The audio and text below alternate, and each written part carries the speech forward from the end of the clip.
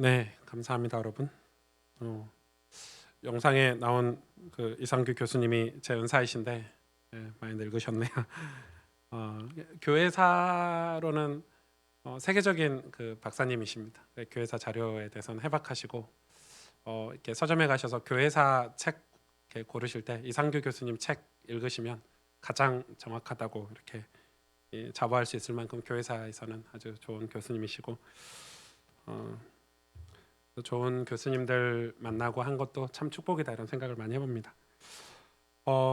저는 이제 아침보다는 조금 덜한데 아침에 설교하기 전에 가슴이 너무 뛰었습니다. 너무 뛰었고 지금 아침보다는 좀 덜한 것 같아요.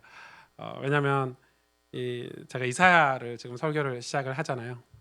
사실 제가 교회를 개척하면서 이사야 설교를 몇 번이고 시도를 했었습니다. 그때마다 조금 이렇게 내면적으로 또 외적으로도 그렇고 이사야 설교를 할 수 없는 그런 상황들이 있어서 여태 미루고 와서 이제 이사야서를 설교를 하게 됩니다. 이사야서 설교는 조금 저 개인적으로도 특별하고 또 성경 안에서도 이사야서는 좀 특별한 책이기 때문에 아마 여러분이 이사야서 설교를 같이 여정을 이게 뭐 6개월이 걸릴지 1년이 걸릴지 모르겠지만 이사야 설교를 하는 동안에 여러분 정말 우리 가스펠 성도님들에게 진짜 은혜가 있었으면 좋겠고 또 하늘로부터 내려주시는 하나님의 그 위로하심 또 보호하심 그런 축복들이 여러분에게 실제로 체험되어지고 또 여러분도 하나님 앞에 더 가까이 가는 그런 은혜들이 있었으면 참 좋겠다. 또 이사야서 설교를 하면서 그런 감정들이 되게 많이 들었습니다. 그리고 지난 몇 달 전에 이사야서를 계속 반복해서 읽었거든요. 설교 준비를 하기 위해서. 그리고 몇 주 전부터 이제 주석을 보고 또 많은 설교를 듣고 자료를 찾아보면서 개인적으로 그 되게 많은 갈등들 어떤 거룩한 갈등들 있죠. 이런 것들도 많이 있었고 저 개인적으로 주신 어떤 하나님의 그런 갈등들이 있어서 아마 설교를 하는 내내 여러분하고 그런 기도 제목들 많이 나눌 것 같아요. 그래서 여러분 이사야서 설교에 많이 이렇게 인볼브 돼가지고 같이 여정을 하나도 놓치지 않고 설교를 잘 마쳤으면 좋겠습니다. 이사야서를. 네, 오늘 1장입니다. 1장 1절에서 20절을 제가 봉독해 드립니다.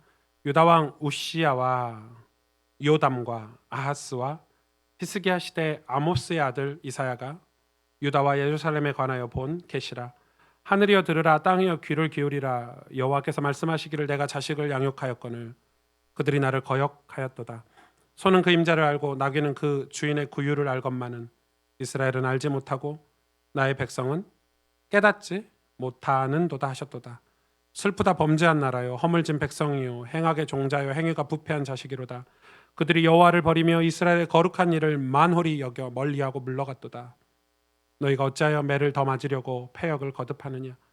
온 머리는 멍들었고 온 마음은 피곤하였으며 발바닥에서 머리까지 성한 곳이 없이 상한 것과 터진 것과 새로 맞은 흔적뿐이거늘 그것을 짜며 싸매며 기름으로 부드럽게 함을 받지 못하였도다. 너희의 땅은 황폐하였고 너희의 성읍들은 불에 탔고 너희의 토지는 너희 목전에서 이방인에게 삼켜졌으며 이방인에게 파괴됨 같이 황폐하였고 딸 씌우는 포도원의 망대같이 참외밭의 원두막같이 애워싸인 성읍같이 겨우 남았도다. 만군의 여호와께서 우리를 위하여 생존자를 조금 남겨두지 아니하셨더라면 우리가 소돔 같고 고모라 같았으리로다. 너희 소돔에 관원들아 여호와의 말씀을 들을지어다. 너희 고모라의 백성아 우리 하나님의 법에 귀를 기울일지어다. 여호와께서 말씀하시되 너희의 무수한 재물이 내게 무엇이 유익하뇨. 나는 순양의 번제와 살찐 짐승의 기름에 배불렀고 나는 소송아지나 어린 양이나 순념소의 피를 기뻐하지 아니하노라. 너희가 내 앞에 보이러 오니 이것을 누가 너희에게 요구하였느냐. 내 마당만 밟을 뿐이니라. 헛된 재물을 다시 가져오지 말라. 분향은 내가 가증히 여기는 바요.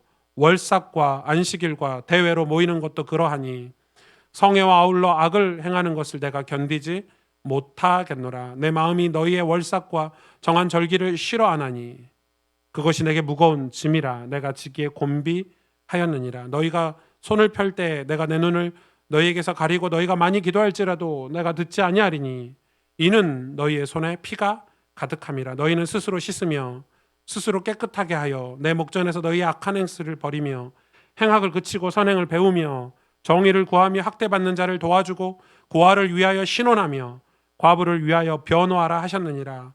여호와께서 말씀하시되 오라 우리가 서로 변론하자. 너희의 죄가 주홍 같을지라도 눈과 같이 희어질 것이요 진홍같이 붉을지라도 양털같이 희게 되리라. 너희가 즐겨 순종하면 땅의 아름다운 소산을 먹을 것이요 너희가 거절하여 배반하면 칼에 삼켜지리라. 여호와의 입의 말씀이니라. 아멘. 이사야는 이제 이 성경에 이제 성경이 이렇게 저희 손에 들어와 있는 이 성경은 이제 후대들이 이제 성경을 읽기 편하게 많이 이제 편집 과정이나 거쳤죠. 예를 들어서 뭐 장절이라는 게 원래 성경은 없습니다. 그냥 하나님 말씀 쭉 우리 편지 쓰듯이 써놓은 거라서 이 장절도 저희가 읽기 편하게 이렇게 붙여놓은 거고 임의로. 근데 이제 이 장절을 구분할 때 생각보다 이렇게 주제별로 어떤 이 중요성을 두고 이렇게 장절을 되게 많이 잘 구분해 놓은 거죠. 이사야라는 이름도 사실은 이제 NIV가 붙인 건데 원래 이사야 성경이라고 붙여져 있지 않죠. 이 책에 이름이 없는 책인데 이사야에 관해서 제일 많이 나오기 때문에 이사야에 관한 책이 원래는 원래 이름입니다. 그러니까 이사야에 관한 책이죠. 이사야서 이렇게 우리는 쉽게 편의상 이렇게 보고 있는 그런 상황이고 이사야 선지자의 뜻은 이사야라는 이름의 뜻은 구약은 이름이 굉장히 중요한데 여호와는 구원이시다. 이제 이사야 이름이 그래서 여러분 뭐 미국에 가면 이사야라는 이름 정말 많습니다. 그죠? 뭐 아이잭 이러는데 뭐 이삭도 있고 또 이사야, 뭐 아이제야 뭐 이런 식으로 이사야라는 이름이 굉장히 많고 요셉, 뭐 다윗 이런 이름들을 미국 사람들 굉장히 많이 쓰는데 여러분 이사야라는 이름은 엄청 좋은 이름입니다. 여호와는 구원이시다 이런 뜻이고요. 이사야서는 이 우시야, 요담, 아하사 그리고 히스기야 우리가 너무 잘 아는 히스기야까지 네 왕 시대 그러니까 우시야로 시작돼서 히스기야까지 네 왕 시대에 어떤 네 왕 시대의 이스라엘 남유다에 관한 기록이 적혀 있는 게 이제 이사야서고 이사야가 네 왕 시대를 다 살 수 있었을까요? 못 살았겠죠. 엄청 긴 세월이니까. 그래서 이사야가 부분적으로 나오고 이사야의 제자들 그리고 이사야의 후손들이 이사야를 통해서 그 시절을 기록한 게 이사야서.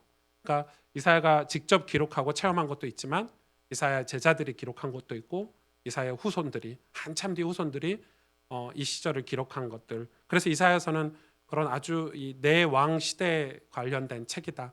그리고 이게 뭐 열왕기 상하라든지 역대 상하라든지 이렇게 부분적으로 겹치는 부분들도 있고요. 그래서 오늘 이 남유다 이 네 왕 시대에 대한 이야기가 기록된 이사야를 여러분하고 이제 말씀을 좀 나누려고 합니다. 이 북이스라엘, 남유다 이제 우리가 남과 북으로 나눠져 있듯이 이스라엘도 남과 북으로 이렇게 나눠졌죠. 성경 구약은 남유다에 훨씬 더 관심을 많이 갖습니다. 뭐 그거는 제가 조금 시간이 흘러가면서 자세히 설명을 할 거고요. 그런데 이 북이스라엘에 비해서 남유다는 굉장히 열악했습니다. 지정학적으로 또 군사적으로 그리고 경제적으로. 이유는 일단 북이스라엘은 지파 중에 10지파가 소속돼 있습니다. 남유다는 2지파밖에 없어요. 그러니까 뭐 인구수도 밀리고요. 여러분 10지파 대 2지파니까 차이가 엄청 나겠죠. 그뿐 아니라 이 남유다의 그런 이 환경적인 거는 땅이 다 석회암입니다. 석회질. 여러분 석회암 아세요? 물 뿌리면 다 스며드는 파삭파삭한 그런 이 땅이죠. 농사를 지을 수가 없죠. 그래서 이 남유다에 관한 이 선지자나 신앙인들이 늘 이런 기도를 했던 걸 구약에서 많이 봐요. 주님께서 이른 비를 주시지 않으면, 하나님이 여호와께서 늦은 비를 주시지 않으면, 뭐 이런 식으로 이른 비와 늦은 비에 대한 기도 제목이 굉장히 많아요. 왜냐하면 비를 안 내리면 농사를 지을 수가 없으니까. 하나님이 이른 비를 안 주고 늦은 비를 안 주면 큰일 나니까. 그만큼 땅이 좋지 않은 땅이고요. 그리고 지리적으로는 이 두 강대국을 만나는데 하나는 아수르를 만나고 또 하나는 바벨론을 만나죠. 나중에 얘기하겠지만 주변에 그 강대국들이 굉장히 많았고 이 대표적인 강대국이 아수르와 바벨론이었죠. 그러니까 이제 남유다가 엄청나게 어려웠죠. 어렵고 상황이 그렇게 녹록지 않았어요. 그런데 거기에 어떤 왕이 딱 나오냐면 이 우시야라는 왕이 딱 세워져요. 이 우시아왕이 자기 아버지를 이어서 이제 왕이 되는데 처음엔 섭정으로, 그러니까 아버지가 살아계실 때 왕 노릇을 하다가 나중에 아버지가 죽고 나서는 본격적으로 이제 왕 노릇을 하는데, 이 우시아에 대한 이 성경 기록 말고도 외부의 우시아의 기록도 굉장히 평판이 좋아요. 왜냐하면 이 우시아가 굉장히 많은 업적을 남겼는데 제일 좋은 업적이 얼마나 하나님이 지혜를 주셨는지 이 성벽을 재건부터 했어요. 이게 뭐 성벽 외벽을 튼튼하게 재건도 하고, 그리고 이제 기록에는 우시아가 건축 쪽에 굉장히 조예가 깊었다, 아이디어가 많았다. 그래서 성벽 위에다가 뭘 만들었냐면 이 사람이 수로를 만든 거, 수로를. 그러니까 이 땅이 그러기 때문에 물을 저장할 수 있는, 비를 통해서 물을 저장할 수 있는 수로를 만들어서요. 이 물을 제때제때 공급을 해주는. 그러니까 당연히 농사를 잘 지었겠죠. 그러니까 이 백성들의 삶이 조금 나아졌겠죠. 그리고 이 사람이 군사적으로 굉장히 뛰어난 전략을 가지고 있었어요. 그거는 이 열왕기 하에도 몇 번 나오지만 하나님이 도우셔서 그러기도 하지만, 여러분 원래 이웃 나라에게 조공을 바치던 남유다가 나중에는 이 우시아 왕 때는 조공을 받게 되죠. 근데 인구수도 작죠. 환경도 열악한데 어떻게 전쟁에 이길 수 있을까요? 전략 때문이죠. 그러니까 이게 이 전쟁을 하는데 굉장히 뛰어난 전략들을 많이 가지고 있었다, 이렇게 기록이 돼 있더라고요. 이 우시아 왕이 굉장히 뛰어난 그런 전략가였다. 그래서 이 우시아 왕 때 갑자기 나라가, 남유다가 부강해지고 부유해지고 또 굉장히 번영기를 누렸다, 이렇게 성경 기록하고 있어요. 근데 그 이유를 성경은 역대하에 굉장히 많이 나타나는데, 역대하 26장 5절에 여호와를 찾을 동안에 하나님이 형통하게 하셨더라, 이게 우시아에 관한 얘기거든요. 이 본문 말고도 여러 군데 이런 내용들이 있어요. 무슨 말이냐면, 여러분 이 경제적으로도 똑똑하고 군사적으로 똑똑했던 우시아가 처음에는 그랬냐? 그렇지 않다는 거예요. 어떻게 해서 이 사람이 그렇게 됐냐고 성경에 기록되냐면, 우시아가 여호와를 찾았대요. 하나님의 도우심을 구하고, 그리고 하나님을 예배하고 경배하고, 그래서 하나님 말씀에 순종하고, 하나님이 그래서 그를 형통하게 하셨대요. 우시아가 여호와를 찾았대요. 그러니까 하나님 그래서 많은 지혜와 축복을 주셔서요, 이 나라가 우시아 왕 때 굉장히 부강한 나라가 되고 실력 있는 나라가 됐다는 거예요. 그런데 놀랍게 제가 그 이사야서 6장에 보면 우시아가 죽던 해에 이사야가 이 하늘의 그 하늘 보좌를 경험하죠. 그렇게 이사야 사역이 우시아가 죽고 나서 시작하는데, 이 우시아가 아주 비참하게 말로를 맞이하죠. 이 기록에 보니까 나병, 우리로 말하면 문둥병. 근데 실제 문둥병인지는 모르겠지만 전염병은 확실해요. 왜냐하면 우시아가 죽고 나서 왕들은 다 같은 묘에 묻히잖아요. 그런데 우시아는 같은 묘에 묻히지 못했어요. 왜? 전염성이 있기 때문에. 시신이 전염될까 봐. 아예 별도로 이 시신을 폐기한. 그러니까 전염병에 걸려가지고요, 우시아가 노년에 여러분 전염병에 걸리니까 왕이라도 아무것도 못하는 거예요. 레위기에 전염병 걸린 사람들에 대해서 우리가 기록하고 있잖아요. 그래서 이 나병에 걸리고 문둥병에 걸려서요, 비참한 말로를 맞이하고 죽음 이후에도 열왕의 묘에 들어가지 못하는, 어떻게 보면은 좀 안타깝다 할 정도로 그렇게 하나님을 잘 섬기고 실력 있는 왕이 왜 이런 결론을 맞이했을까? 역대 26장 16절에 이렇게 기록하고 있어요. 그가 강성하여짐에, 우시아에 관한 기록이에요. 그의 마음이 교만하여 악을 행하여 그의 하나님 여호와께 범죄하되. 어떤 범죄를 지었어요? 곧 여호와의 성전에 들어가서 향단에 분향하려 한지라. 그럼 별거 아닌 것 같잖아요. 성경 완전히 밝히고 있죠. 왜냐하면 하나님은 철저하게 왕권 그리고 제사장권을 분리해 놓으셨어요. 누가 이걸 어겨가지고 벌을 받죠? 사울왕이 하나님이 세운 초대 왕인데, 나중에 그 사무엘 제사장을 기다리지 못해가지고 자기가 제사 드려서 하나님 그를 버리셨죠. 그냥 버린 게 아니죠. 완전 버리셨죠. 사울왕은 여러분 자살해서 죽었어요. 하나님 완전 버리셨어요. 여호와의 신이 떠나버렸어요. 근데 오늘 우시아도 딱 그런 범죄를 한 거예요.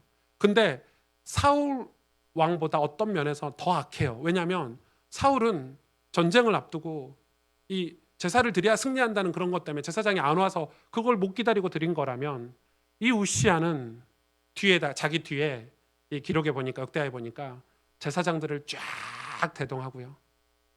자기 나라의 모든 제사장을 자기 뒤로 대동하고 자기가 앞장서서 제사를 드리러 갔어요. 완전 범죄죠. 그 당시 제사장들 말도 못했죠. 있을 수 없는 일을 벌인 거예요. 아주 비참한. 그래서 뭘 당했어요? 하나님의 재앙을 당했죠. 여러분, 성경은 분명히 얘기하고 있어요. 하나님에 대한 경외, 하나님 말씀에 대한 불복종에 대한 이 재앙.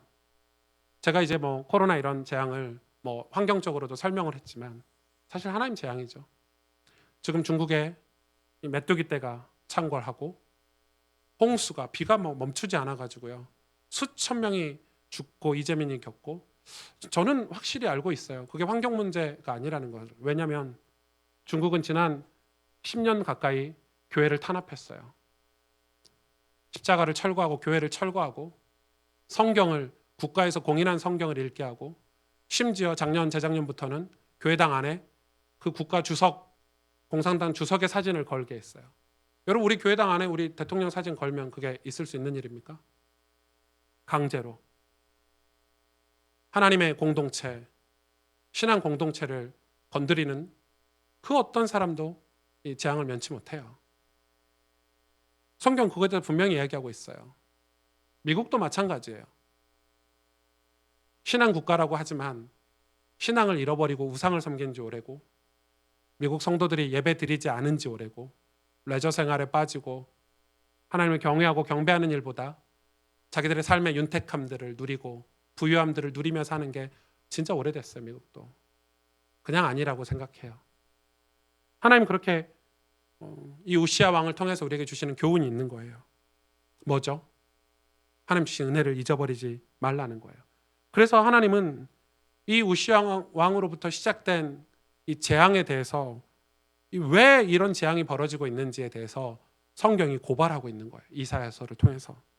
오늘 1절에서 2절 3절만 볼까요? 하늘이여 들으라, 땅이여 귀를 기울이라. 여호와께서 말씀하시기를 내가 자식을 양육하였거늘 그들이 나를 거역하였도다. 소는 그 임자를 알고 나귀는 그 주인의 구유를 알건만은 이스라엘은 알지 못하고 나의 백성은 깨닫지 못하는도다. 남유다에 대한 하나님의 고발이에요. 내가 너희를 양육했는데, 내가 너희에게 구원을 주고 내가 너희를 축복했고 형통하게 했는데 그들이 너희가 나를 거역하는구나. 소도 임자를 알고 나귀도 그 주인의 구유를 아는데 나의 백성은 깨닫지 못하는구나. 그래서 하나님이 어떤 재앙을 두셨냐면, 소돔과 고모라처럼은 아니지만 소돔과 고모라와 비슷한 재앙을 내린 거예요. 아수르를 통해서 처참하게, 여러분, 이 아수르를 하나님이 사용하셨다고 기록이 돼 있어요. 근데 이 아수르가 바벨론보다는 하나님 마음에 좀 더 드셨나 봐요.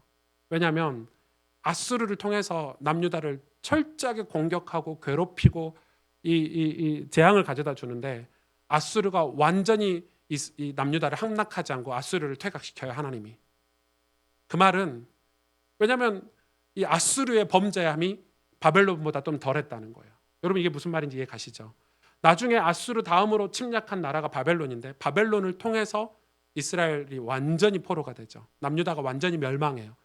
바벨론이 온전했겠습니까? 바벨론 초토화됐죠. 나중에 역사상에. 왜요?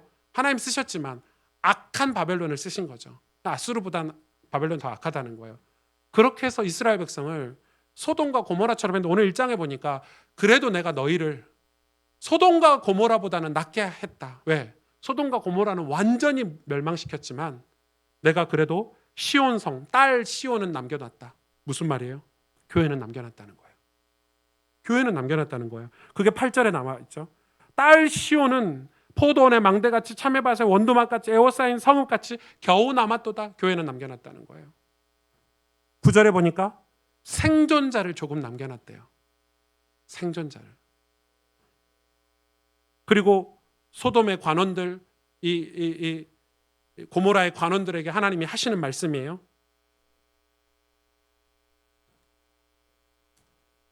4절에 보니까 이스라엘의 거룩한 이름을 만홀히 여겼대요.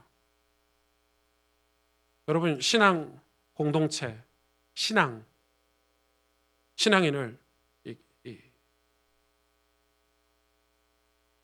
공격하고 괴롭히는 거 하나님 그냥 두시지 않는다는 거예요.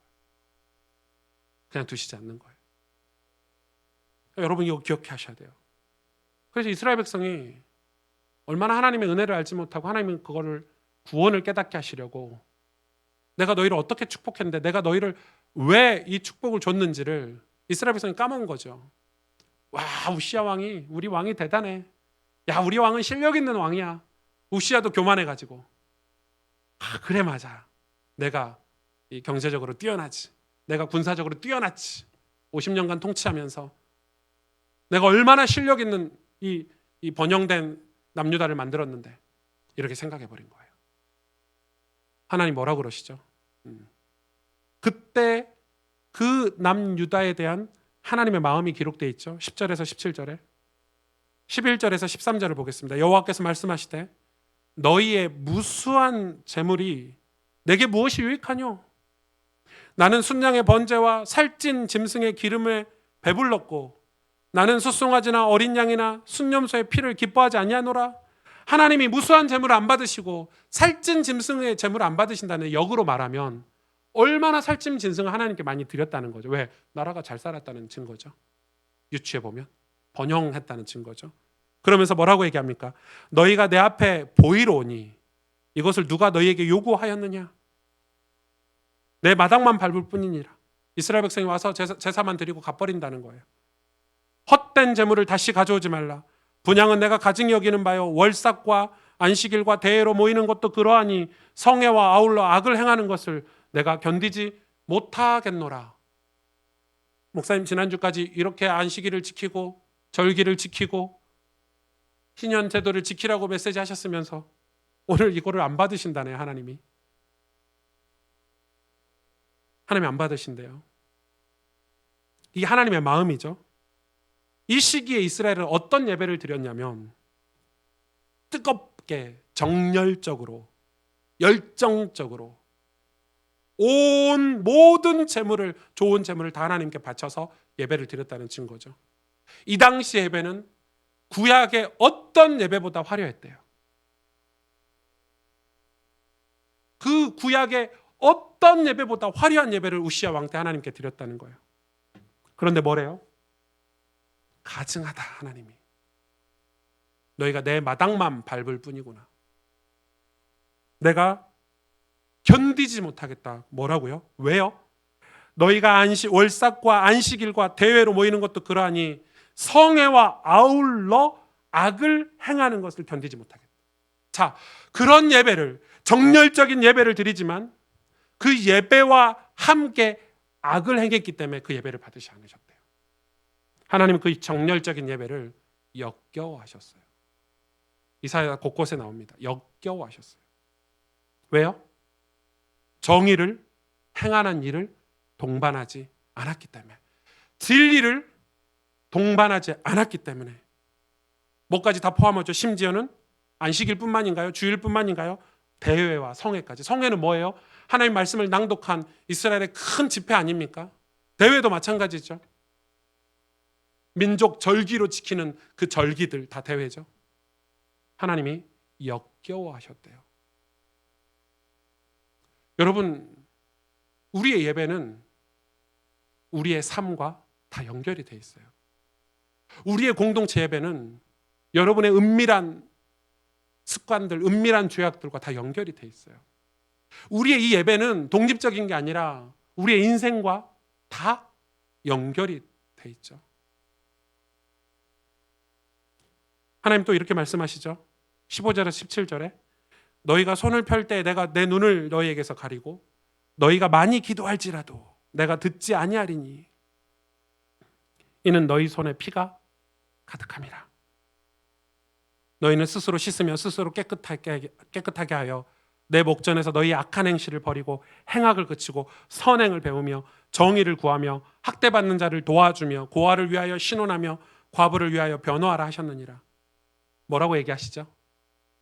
너희가 내게 기도할 때 손으로 얼굴을 가리고 기도할지라도, 쉽게 말해 우리 얼굴을 안 보고 블라인드하고 기도 소리만 듣고 기도를 듣고 싶은데 그것도 못 듣겠어. 역겨워.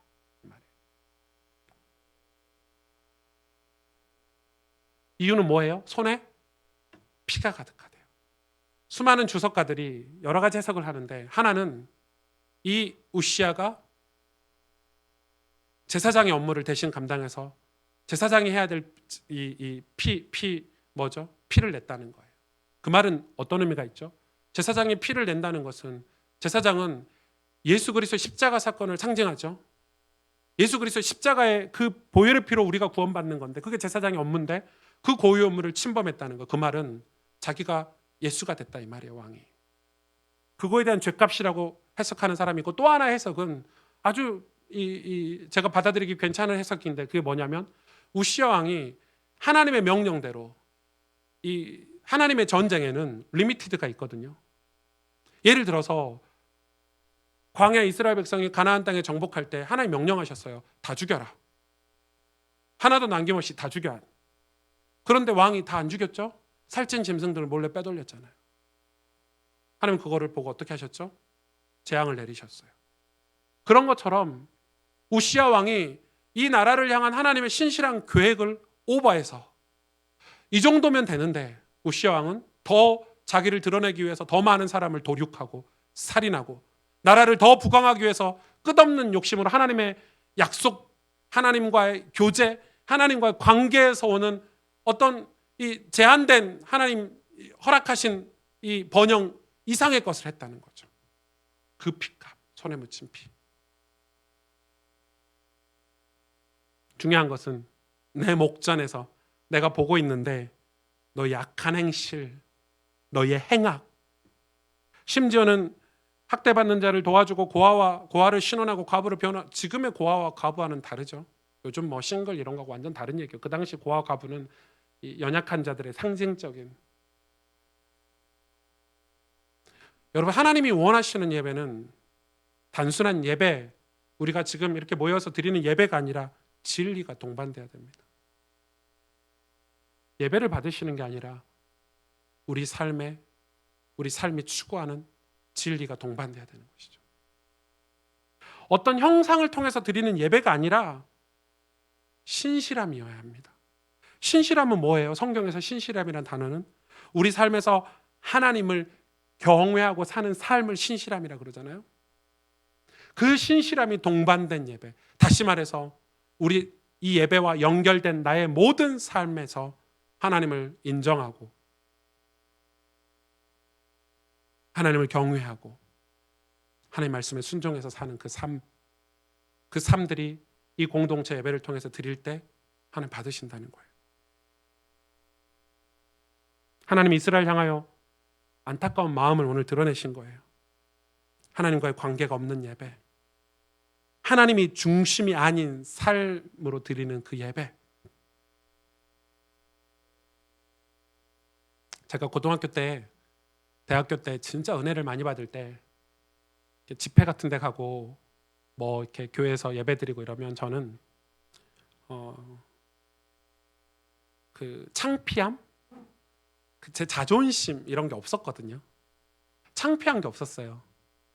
예배 가면 제가 예배를 늦게 가든 일찍 가든 뭐 어떻게 가든지 간에 이 앞자리를 항상 사수했고 그런 데에 대한 부끄러움이 없었고, 또 하나는 제가 예배 시간에 찬송을 부르고 이렇게 뭐 제 마음에 감동이 되는 것에 대한 표현은 진짜 큰 소리로 했던 것 같아요. 늘 예배가 끝나고 나면 목이 쉴 정도로 찬송을 불렀고, 예배 끝나면 목사님이나 이 선생님들이 승주야 찬송 좀 적게 불러라, 조그맣게 불러라 할 정도로 목이 터져라 부르고 아멘 아멘 하고. 근데 그때는 어떤 저에 대한 어떤 창피함, 자존심 이런 게 없을 때 집회를 가도 마찬가지죠. 뜨겁게 기도하고 뜨겁게 찬양하고 그 은혜가 정말 차고 넘쳤던 기억이 있어요. 지금은요, 그런 게 사라지고 있죠. 지금 집회들, 지금 수많은 수련회들 그런 경우가 너무 많죠. 예전에는 하나님 사랑하고 영혼을 사랑하는 마음으로 집회를 하고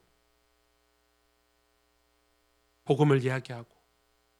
그래서 지금은 어떤 목적들이 다 동반된 어떤 다른 이 목적들이 이렇게 이 집회를 통해서 뭘 해야 되겠다라는 경제적인 이득을 얻어야 되겠다.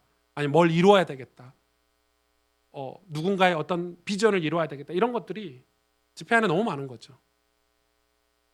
그리고 좀 죄송한 얘기지만 그런 지도자들, 아마 성도들보다 지도자들이 더 중요하니까 지도자들의 범죄함들, 여러분 그게 너무 많아요.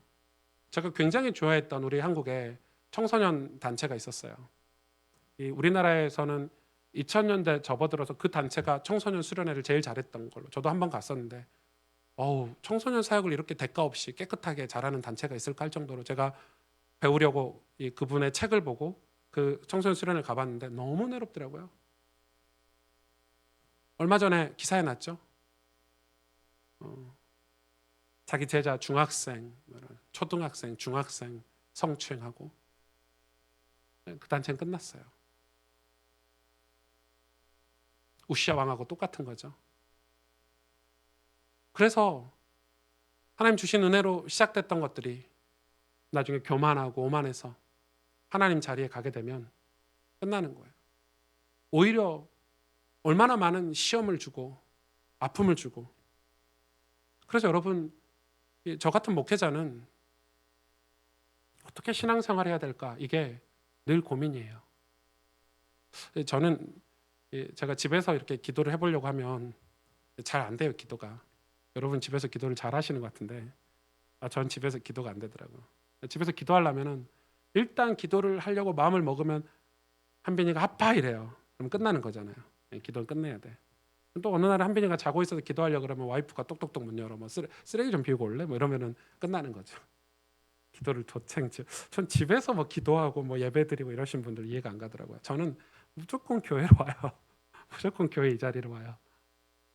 그래서 하나님이 금요 예배라든지 이런 공동체 예배를 우리에게 주시지 않았나. 여러분 이렇게 공동체 예배 드리니까 예배가 되시잖아요. 집중도 되고. 집에서 인터넷으로 예배 드리고 온라인으로 예배 드리면 예배가 됩니까? 솔직히 핸드폰 켜놓고 이게 컴퓨터 켜놓고 예배 드리면 여기서는 화장실 가고 싶고 목이 말라도 안 가시잖아요. 그렇죠? 집에서는 예배 드리다가 목마르면 물 먹으러 가죠. 왜? 아무도 안 보니까. 핸드폰 앞에서 예배 드리고 있으니까. 집에서는 이렇게 보다가 좀 졸리면 잠 좀 깨고 예배 드려야 되겠다 뭐 이런 거 하죠. 여기선 그런 거 없죠. 예. 배고프네. 뭐 좀 먹으면서 할까? 뭐 이런 거잖아요. 집에서 예배 드리면 그래요. 온라인으로 예배 드리면. 그래서 어떤 목사님이 인터넷에 보니까 무슨 뭐 잘잘법인지 뭐법인지 아주 저는 좋아하는 채널 아닌데 거기서 그랬죠. 코로나 시대에 맞는 예배를 우리가 드려야 된다고. 말도 안 되는 소리 하고 있어요. 성경에 맞는 예배를 드려야죠. 코로나가 온라인 예배를 허락하신 겁니까 우리에게? 목사가 그렇게 얘기하면 안 되죠. 그래서 연세대학교 신학과 이런 데 나오면 안 되는 거예요, 여러분. 제가 학교를 비판하는 게 아니에요. 복음적이지 않아요. 성경적이지가 않아요. 예배는 성경대로 드려야 돼요. 코로나가 우리에게 온라인 시대를 열었습니까? 그럼 계속 온라인으로 예배를 드려야 될까요? 우리 예배가 그렇게 되면 안 된다는 거예요. 열정적으로 드린다고 해서 재물을 많이 갖다 드린다고 해서 받으시는 게 아니라 정확한 재물을 드려야 되고 하나님 우리에게 맡겨주신 것에 맞는 삶을 살아야 하나님 기뻐하시는 거예요. 우리 예배는 우리의 삶과 연결되어 있다는 거예요. 그걸 여러분 기억하고 계셔야 돼요. 그래서 하나님이 이런 이스라엘 백성을 보고 뭐라고 이야기하십니까? 변론하자. 18절부터 여호와께서 말씀하시되 오라 우리가 서로 변론하자. 변론하자는 뭡니까? 따져보자. 야 너희 와서 나랑 따져보자.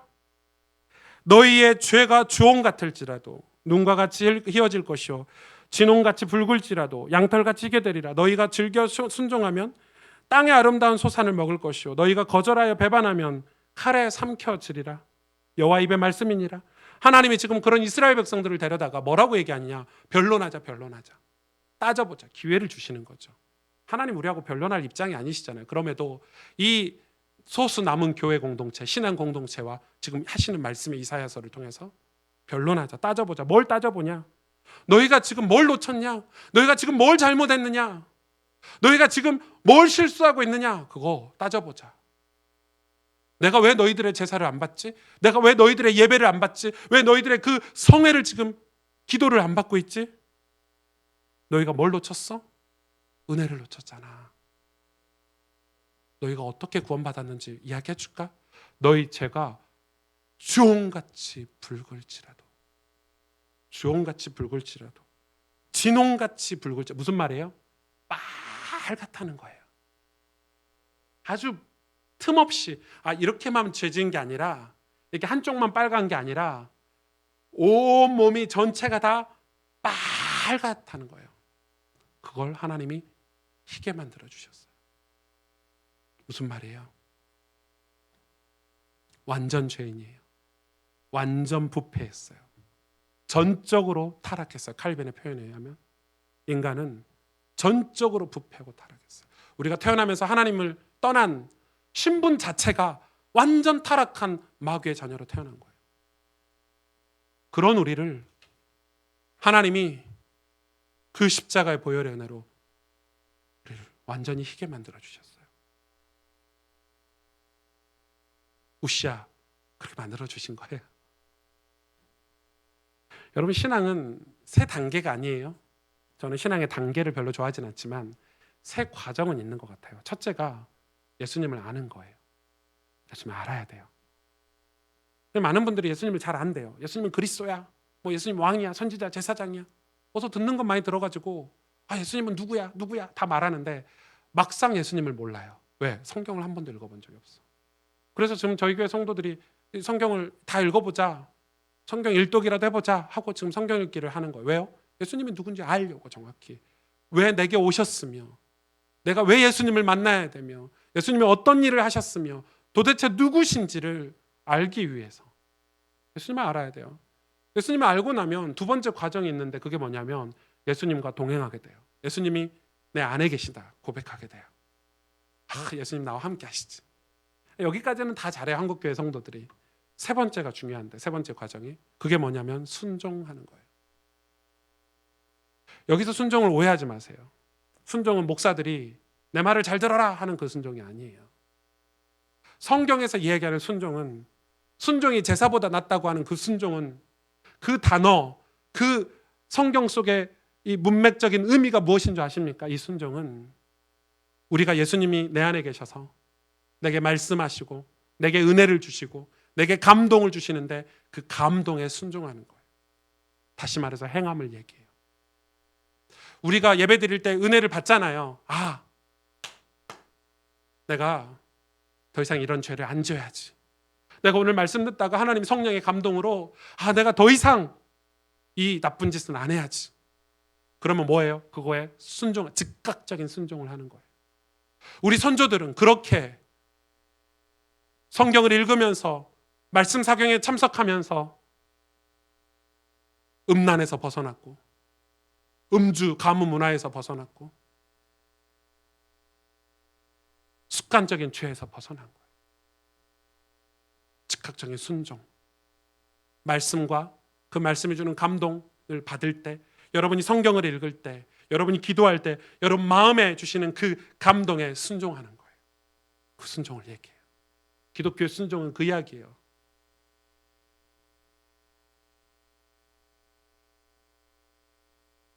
그게 안 되죠. 왜 안 됩니까?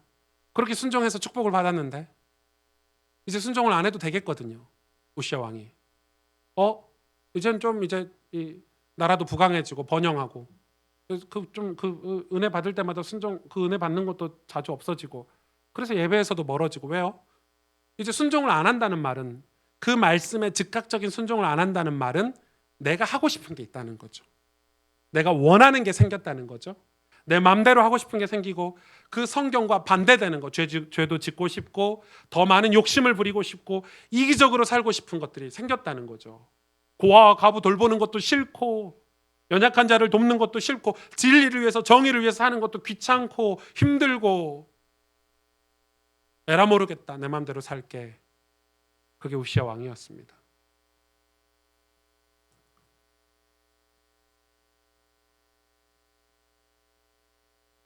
성경을 여러분이 읽으시죠? 그 은혜 말씀에 순종하는 것. 그게 우리 삶을 변화시킬 수 있어요. 여러분 예배 시간에 설교를 들으면서 마음에 감동되는 것들, 즉각적인 순종하는 은혜가 있기를 원합니다. 목사 말 잘 들으라는 게 아니에요. 이걸 정말 이해하셔야 돼요. 그 믿음이에요. 그걸 믿음이라 그래요. 그 믿음은 환경을 뛰어넘죠. 상황을 뛰어넘어요. 오늘 서상윤 같은 이런 이 성경책을 보급했던 사람들이 쉬워 보이죠? 목숨 걸고 했어요. 왜냐하면 그 당시에는 성경을 국내 보급하는 걸 국가에서 금지했어요. 국경을 넘을 때 다 몰래 거짓말하고 넘어왔어요. 왜냐하면 원래는 청나라에서 좋은 물건을 떼서 팔던 사람들이에요. 그 사람들 다 돈 주고 삽버린 거예요. 성서공회에서. 거짓말하고 지나가야 돼요. 왜요? 왜 거룩한 저항을 했죠? 다니엘처럼. 환경을 따라 살면 어떻게 돼요? 그러면 이게 맞잖아요. 국가가 성경책 보급하는 걸 반대했으니까 성경 보급하면 안 돼. 아, 교회가 국가 법을 잘 따라야지. 맞나요? 우리나라는 이런 국가가 되지 못했을 거예요. 여러분, 국가법을 우리는 순종하고 잘 지키려고 해요. 그러나 그 위에 하나님 말씀이 있어요. 그 위에 진리가 있고 정의가 있는 거예요. 왜요? 하나님만 거룩하세요. 하나님만 거룩하세요. 보실래요? 이사야서 6장 1절에서 3절에 우시야 왕이 죽던 해, 이사야 고백이죠. 내가 본즉 주께서 높이 들린 보좌에 앉으셨는데 그의 옷자락은 성전에 가득하였고 스랍들이 모시고 섰는데, 스랍은 천사들이죠. 각기 6날개가 있어 그 둘로는 자기 얼굴을 가리고. 왜 얼굴을 가렸죠? 하나님 너무 거룩해서 천사들은 함부로 얼굴 못 봤어요. 하나님 얼굴. 그 둘로는 자기 발을 가리었고, 이 부끄러운 발을 가리운 거죠. 그 둘로는 날며 서로 불러 이르되, 천사들이 하는 얘기예요. 거룩하다, 거룩하다, 거룩하다, 거룩하다, 만군의 여호와여, 그의 영광이 온 땅에 충만하더라. 여러분, 우리는 하나님이 어떤 하나님인지 잊어버리면 안 되는 거예요. 하나님만 거룩하세요. 아멘. 여러분, 이건 아멘 하셔야 돼요. 교회가 거룩한 게 아니에요. 목사가 거룩한 게 아니에요. 거룩은 유일해요. 하나님만 거룩하세요. 그래서 하나님만 거룩할 수 있기 때문에 우리가 죄에서 자유로울 수 있는 거고, 하나님만 거룩할 수 있기 때문에 부정한 내 인생이, 부패한 내 삶이, 타락하고 멸망한 내 인생이 구원받을 수 있는 거예요. 인간이 거룩할 수 있나요? 그게 교만이거든요. 끝나는 거예요. 목사가 아유 우리 목사님 거룩해, 여러분 그런 말 어디가 절대 하시지 마십시오. 꿈에도 하지 마십시오. 생각도 하지 마십시오. 하나님만 거룩하세요. 그래서 그 거룩에 동참하려고 하나님 앞에 엎드리는 것이고 말씀에 순종하는 것이며, 그 거룩을 힘입어서 세상에 주의 복음을 전하기 위해서 주님을 의지하는 거지. 이 세상에 그 어떤 것도 거룩할 수가 없어요. 거룩한 공동체는 하나님이 함께 하시기 때문에 하나님으로 인해서 거룩한 공동체가 될 수 있는 거지. 하나님만 거룩하십니다. 그래야 우리가 구원받을 수 있어요, 여러분. 그래야 우리가 죄에서 벗어날 수 있어요. 하나님 앞으로 가면 살게 된다는 말이에요. 4절에서 7절에 이같이 화답하는 자의 소리로 말미암아 문지방에 터가 요동하며 성전에 연기가 충만한지라 그때 내가 말하되 화로다 나여 망하게 되었도다. 이사야가 이야기하는 거죠. 나는 입술이 부정한 사람이요 나는 입술이 부정한 백성 중에 거주하면서 만군의 여호와이신 왕을 배웠음이로다 하였더라. 그때 그 스랍 중에 하나가 부젓가락으로 제단에서 집은 바 핀 숯을 손에 가지고 내게로 날아와서 그것을 내 입술에 대며 이르되 보라 이것이 내 입에 닿았으니 내 악이 제하여졌고 내 죄가 사하여졌느니라. 아멘. 뭐가 있었죠? 이사야가 왜 하나님께 쓰임받았죠? 이 남은 소수의 공동체가 왜 하나님께 쓰임받았죠? 여호와께 화답했어요. 화답했는데 그 화답하는 자, 천사들의 화답 소리, 이사야서의 그 거룩한 것을 보고 나서 천사들의 화답 소리, 그게 이제 이사야의 화답이거든요. 무슨 화답을 했습니까? 이사야가 하나님이 어떤 화답을 주셨습니까? 그 화답으로 인해서 문지방의 터가 요동했대요. 이사야가 어디 있었어요? 지금 성전에 있었어요. 그 성전에 문지방이 흔들리고 연기가 충만했다는 거예요. 성전은 우리의 모임이죠. 우리의 예배죠. 우리 자신이죠. 우리가 흔들린 거예요. 우리의 문지방이 흔들린 거예요. 연기가 가득한 거예요. 뭘 이야기합니까?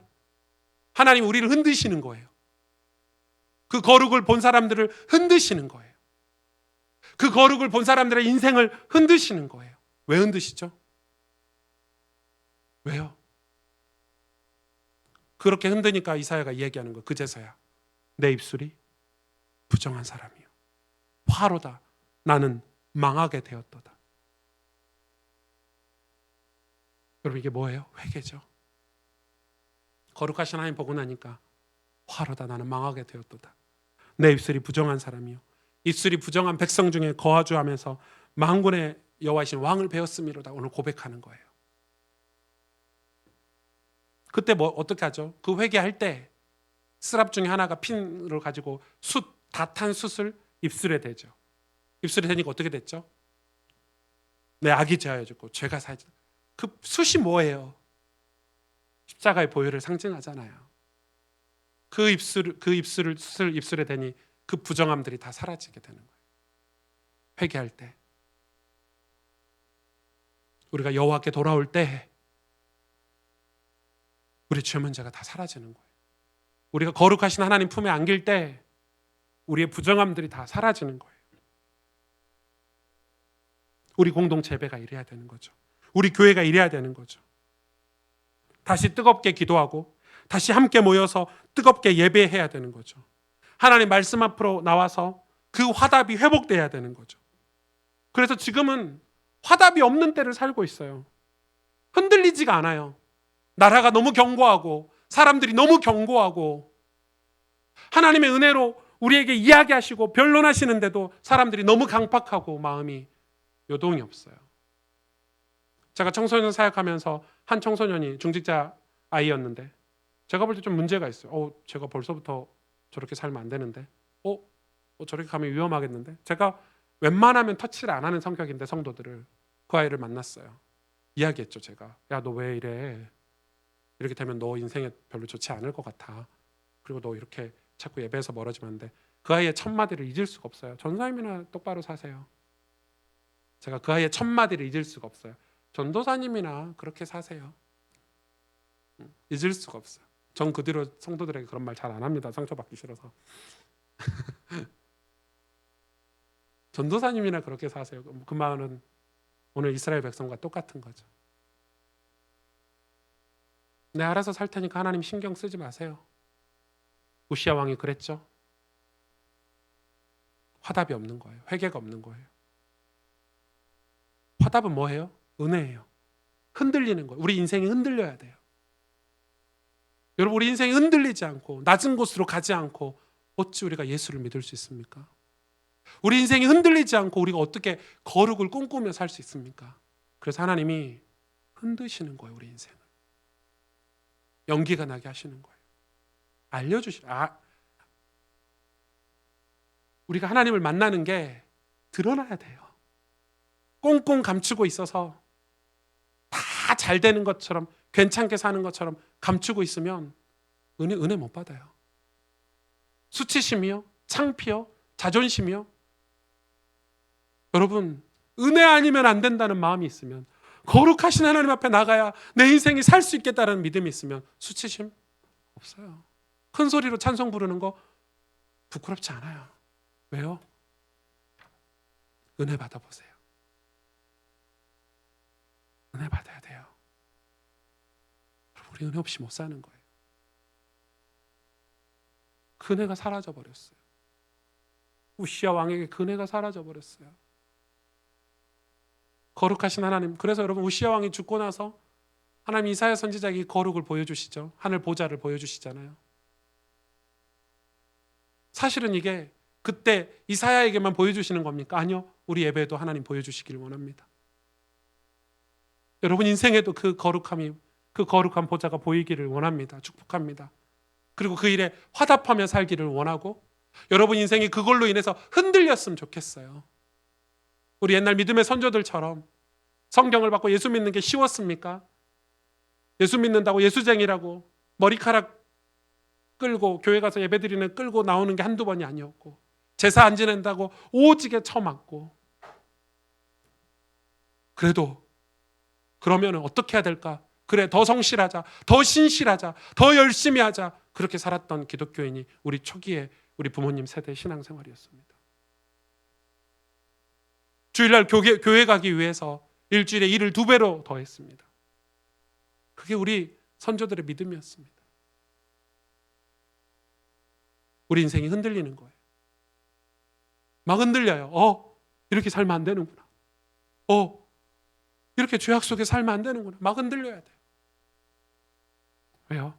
거룩하신 주님을 만나면 흔들려요.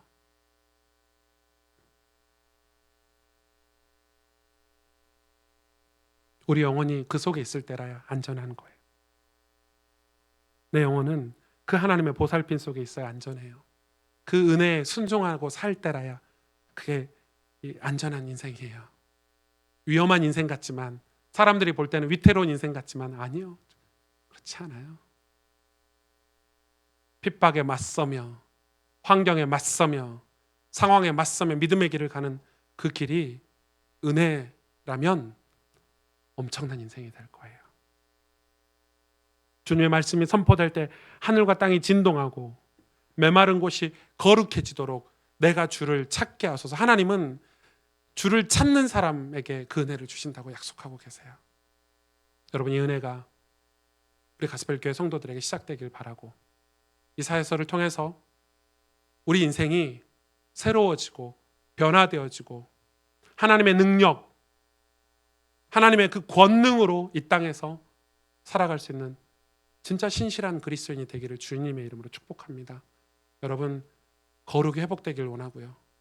우리 공동체가 거룩한 공동체가 되길 원하고 여러분도 세상과 구별되어서 사는 여러분 어떤 목사님이 그러더라고요.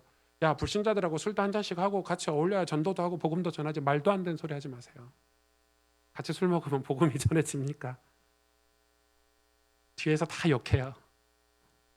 목사들이 성도들하고 같이 술 먹고 이런다고 다 욕한단 말이에요. 우리가 그들과 구별된다는 말은 떨어져서 살라는 말이 아니고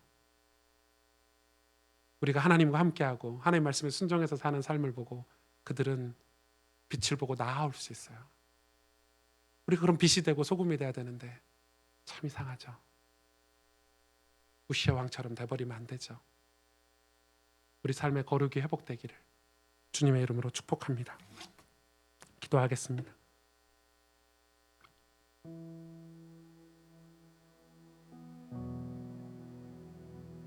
우리가 예배를 드려도 집회로 모여도 하나님의 은혜 주홍같이 붉은 그 죄를 희게 해주신 그 은혜가 없다면 하나님 기뻐하시지 않는데요. 우리 손에 피를 묻히는 것, 부패하고 쾌락을 탐하고 교만하고 욕심이 끝이 없는 삶으로 드리는 그 예배, 그 기도 받지 않으시겠대요. 다시 우리는 거룩을 회복해야 돼요. 거룩은 우리의 노력이 아니에요. 거룩은 하나님이에요. 거룩하신 분은 한 분밖에 안 계세요. 하나님. 그 앞에 엎드려 회개하고 그 앞에 내 인생이 부정하다고 부패했다고 고백할 때 그 제단 숲을 십자가의 보혈의 은혜를 내 입술에 대서 죄사함 받게 해주시는 거예요. 다 해주시는 거예요. 우린 예수 그리스도로 다시 거룩을 소망하고 십자가의 그 은혜로 회개하는 삶이 시작돼서 그 하나님의 말씀, 그 말씀의 감동에 순종하는 삶을 살아 우리 삶이 다시 하나님 나라를 말해줄 수 있는, 보여줄 수 있는 삶의 변화가 있는 거룩한 백성으로 회복되기를 원합니다. 우리의 죄가 주홍 같을지라도 우리는 원래 그런 자였는데 하나님 우리를 자녀 삼아 주신 우리에게 이제 다시 그 은혜가 차고 넘치는 그 은혜가 있어서 우리 삶이 하나님 손에 붙들려 쓰임 받을 수 있도록 오늘 말씀을 기억하고 하나님 앞에 우리 결단하며 그 은혜를 간구하며 함께 기도하겠습니다. 하나님,